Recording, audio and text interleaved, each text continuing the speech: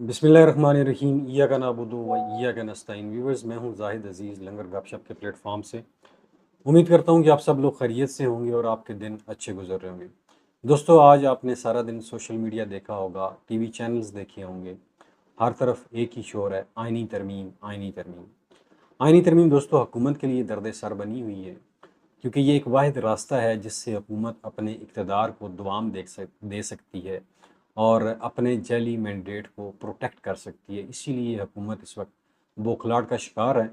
और इस सारी सूरत हाल में मौलाना फजल रहमान की कौमी असम्बली की जो 8 वोटें हैं वो बड़ी अहम है हुकूमत के लिए, और इस तरह सेनेट में 5 वोटें हैं वो भी बड़ी अहम है। इसीलिए कल रात से लेकर आज रात तक मौलाना साहब के घर के ऊपर दोनों जमातों ने डेरे डाले हुए थे, नून लीग ने भी और पीटीआई ने भी। और हुकूमत जो है वो आइनी मसौदा किसी को दिखाने के लिए तैयार नहीं है। मौलाना गफूर हैदरी ने कहा कि इतनी जल्दी क्या है, पहले आइनी मसौदा दिखा दें और इस बिल को मुखर कर दें और इसके ऊपर पहले डिस्कशन कर लें, इन हाउस डिस्कशन हो जाए और इत्फाक राय पैदा हो जाए तो फिर पेश कर दिया जाए। तो ये मौलाना गफूर हैदरी ने कहा। लेकिन हुकूमत की ये जो मुजवज़ा तरमीम है, आइनी तरमीम है, इसमें बड़ी गेम डाली गई है। तकरीबन 20 से ज़्यादा इसमें अमेंडमेंट हैं, शिकें चेंज की जाएंगी, जिससे वो ये तमाम सुराख बंद करना चाह रहे हैं, जिससे इन्हें ख़तरा हो इनके इक़्तिदार को और इनकी जो मनी लॉन्ड्रिंग है और इनके ऊपर जो नैब ने केसेस बनाए थे, उन सब को जो है ना वो इस एक एनी पैकेज के तहत हल करना चाह रहे हैं। और उसके साथ साथ अदलिया की जो आज़ादी है उसको भी सल्ब करना चाह रहे हैं। बिल्कुल ऐसे ही जैसे आपने देखा होगा बांग्लादेश में शेख हसीना वाजिद ने न सिर्फ आर्मी चीफ अपनी मर्ज़ी का लगाया, बल्कि पूरी जो आला अदलिया थी उसके ऊपर कंट्रोल हासिल किया। और उसकी मर्ज़ी के बगैर कोई जज जो है ना तो फ़ैसला दे सकता था, ना ही किसी जज की अपॉइंटमेंट हो सकती थी। लेकिन इतनी तमाम तर सिक्योरिटी के बावजूद, आइनी तहफ़्फ़ुज़ के बावजूद शेख हसीना वाजिद के साथ क्या हुआ, ये आपके सामने मिसाल है। बहरहाल जी, इसकी जो शिकें जिनमें ये तरमीम करने जा रहे हैं, मेजर शिकें हैं। आइन की शिक 63 है, 51 है, 175 और 187 है। ये इस तरमीम में शामिल हैं। इसके अलावा बलूचिस्तान असम्बली की जो नुमाइंदगी है उसमें भी इजाफा कर रहे हैं। पहले 63 सीटें होती थी, इन्हें बढ़ा के 81 सीटें करने की तजवीज़ है। और आइन का आर्टिकल 63 जो है उसमें तरमीम बड़ा ये एक ऐसा आइनी तरमीम है, ये एक ऐसी शिक है जो लोगों को फ्लोर क्रॉसिंग से रोकती है। जो भी आदमी फ्लोर क्रॉसिंग करता है, अपनी पार्टी के अगेंस्ट वोट डालता है, तो इस शिक के मुताबिक वो नाअहल हो जाता है और उसकी वोट भी कंसीडर नहीं होती। क्योंकि ये हुकूमत जाली मैंडेट के ऊपर बनी है, अगर इनके पास असली मैंडेट होता तो फिर उन्हें इस तरह की तरमीम करने की ज़रूरत नहीं पेश आती।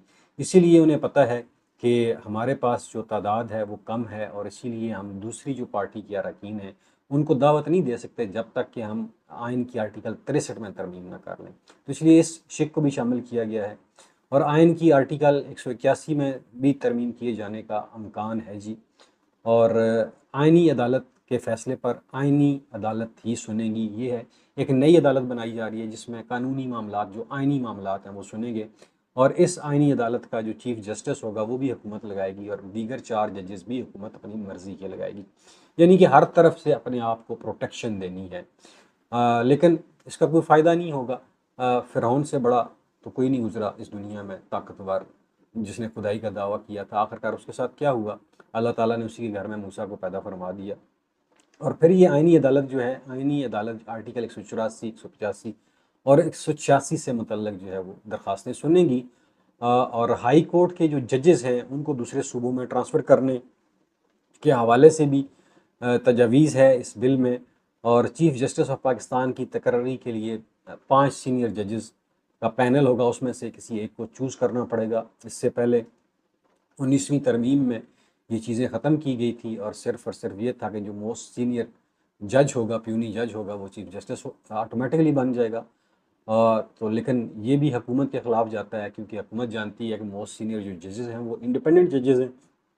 हुकूमत और मुक़्तदरा का ख़्याल है कि वो यहाँ पे लेकर आएंगे अमीनुद्दीन साहब को, या फिर लेकर आएंगे जमाल मंदोखेल साहब को। तो इसलिए ये 5 जजेस का भी इन्होंने कह दिया जी ये होगा। और इसके अलावा जी कि ये सारी चीज़ें मैंने आपको बता दी हैं। और हाई कोर्ट और सुप्रीम कोर्ट के जजेस की तैनाती के लिए जुडिशल कमीशन और पार्लिमानी कमेटी को इकट्ठा किया जाएगा, ये मिल के तैनात करेंगे। तो ये जो मसवदा है जी आइनी तरमीम का, जिसको ये गवर्नमेंट जो है गवर्नमेंट के किसी रुकन को नहीं पता कि आइनी तरमीम में लिखा हुआ क्या। मज़े की बात ये भी है, सिर्फ एक दो बंदों को, वज़ीर कानून को पता है, बाकी किसी को नहीं पता कि इस मसवदे में क्या है। इसलिए कि ये मसवदा इस गवर्नमेंट ने तैयार ही नहीं किया। ये मसवदा कहीं और तैयार हुआ है, कुछ लोग कह रहे हैं कि ये पिंडी में तैयार हुआ है, इसीलिए इसको इतना सीक्रेट रखा जा रहा है। और जिन लोगों से वोट मांगे जा रहे हैं उनको भी नहीं दिखाया जा रहा। यानी कि मौलाना साहब बार बार कह चुके हैं कि यार ये आइनी मसवदा मुझे दिखा तो दें। भाई क्या आप किसके ऊपर मुझसे हमायत मांगना चाह रहे हैं? कहीं ऐसा तो नहीं है उस आइनी मसवदे में लिखा हो जी मौलाना का फ़र्क कर दे, मौलाना को सज़ाए मौत दे दे और मैं उसके ऊपर वोट दे दूँ। तो ये सूरत हाल बनी हुई है, किसी को भी नहीं पता इसमें क्या है। ये कुछ ख़बरें इन्होंने जो खुद लीक की हैं अपने नवाजी मीडिया के ज़रिए, और ये जो मैं ख़बर आपको सुना रहा हूँ ये एक्सप्रेस न्यूज़ में आपको मिल जाएगी, ऑनलाइन जो न्यूज़ है उसमें आपको ये चीज़ मिल जाएगी। उसके अलावा जी तहरीक इंसाफ ने भी आइनी तरमीम की मशरूत हमायत का ऐलान भी किया है, अंदिया दिया है, ऐलान नहीं किया, अंदिया दिया है। और ये खबर भी एक्सप्रेस न्यूज़ के ऊपर है कि खुर्शीद शाह की सदारत में कमेटी का इजलास हुआ, जिसमें बैरिस्टर गौर और उमर अयूब ने शिरकत की है। और ज़राए के मुताबिक PTI ने खसूसी कमेटी के सामने अपनी आइनी तरमीम रख दी है। PTI का कहना है कि अगर हुकूमत हमारी तरमीम मंजूर कर लेती है, इत्फाक कर लेती है, तो फिर हम सोच सकते हैं इस आइनी तरमीम को सपोर्ट करने के बारे में। अब वो तरमीम क्या इन्होंने पेश की है ये भी किसी को मालूम नहीं है। इधर इजलास के बाद PTI चेयरमैन बैरिस्टर गौर ने मीडिया से गुफ्तगू करते हुए कहा कि कमेटी में इन कैमरा गुफ्तगू हुई रात के अंधेरे की तरमीम है जो रात के अंधेरे में हो रही है। हुकूमत ने आज भी हमसे बिल शेयर नहीं किया। अदलिया को कमज़ोर करने की कोशिश की जा रही है। हुकूमत ने ये नहीं कहा कि वोटिंग आज करवानी है। मौलाना फजल रहमान की किसी तजवीज़ पर अमल नहीं हुआ, हमने सिर्फ सुना है, कोई तजवीज़ नहीं दी।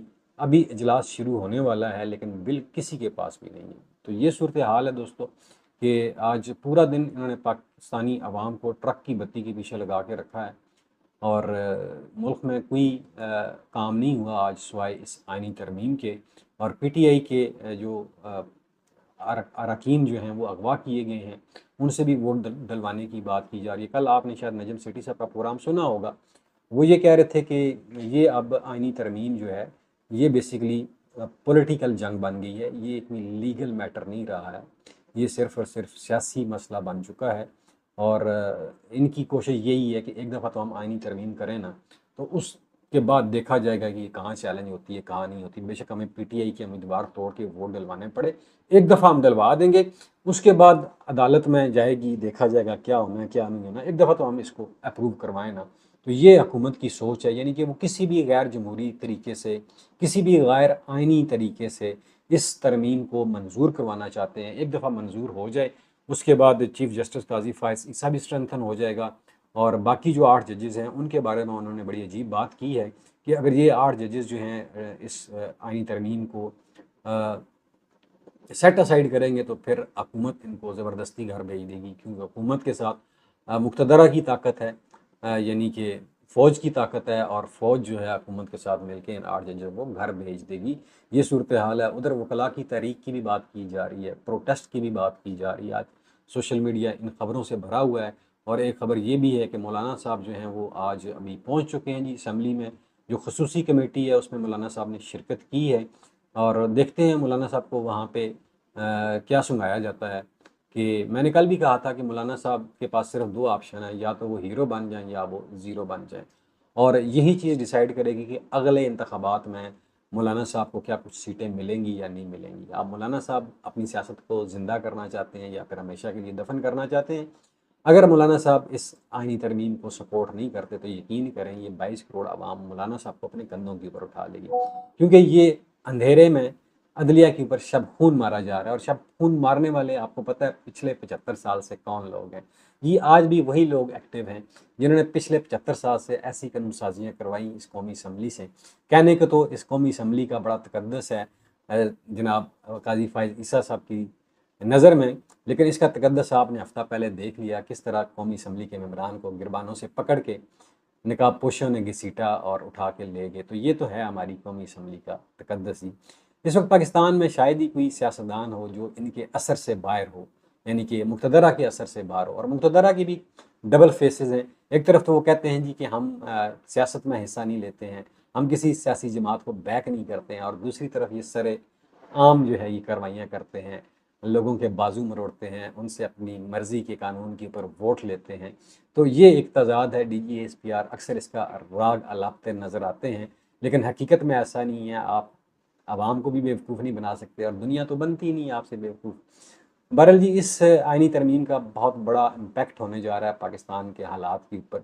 गो कि एक आम आदमी इस आइनी तरमीम से मुतासर तो नहीं होगा, क्योंकि आम आदमी का मसला आइनी तरमीम नहीं है। आम आदमी का मसला रोटी है, भूख है, नंग है, अफलास है, बिजली के बड़े बिल हैं, ये है आम आदमी का मसला। लेकिन हमारी जो हुकूमतें हैं, वो सिर्फ़ और सिर्फ अपने मफादात को प्रोटेक्ट करने के लिए, चंद ख़ानदानों के तहफ़्फ़ुज़ात को प्रोटेक्ट करने के लिए ये सारी कानून साज़ियाँ की जा रही हैं। उधर ये भी एक ख़बर आज मैंने देखी है कि शायद आर्मी चीफ़ की मुद्दत भी बढ़ा के 5 साल कर दी जाए। तो फिर देखें फ़ौज में क्या रद्द-ए-अमल आता है। तो ये सारी चीज़ें दोस्तों आज चलती रही हैं सारा दिन टीवी के ऊपर। लेकिन दोस्तों होगा वही जो मेरे रब को मंज़ूर होगा, और अल्लाह की शान है, और वो शान यही है कि वो शर से खैर भी निकालता है और खैर से शर भी वही निकालता है। तो लिहाज़ा जुड़े रहिए, और इस चैनल को ज़रूर सपोर्ट किया करें, चैनल को सब्सक्राइब किया करें, वीडियो को लाइक किया करें, क्योंकि फ़ायरवॉल एक्टिव हो चुकी है, जिसकी वजह से हमारी रीच को रोका जा रहा है। उम्मीद करता हूँ ये वीडियो आपको पसंद आएगी। आखिर में अपना और अपने प्यारों का ख्याल रखिएगा। मुझे दीजिए इजाज़त। पाकिस्तान पाइंदाबाद।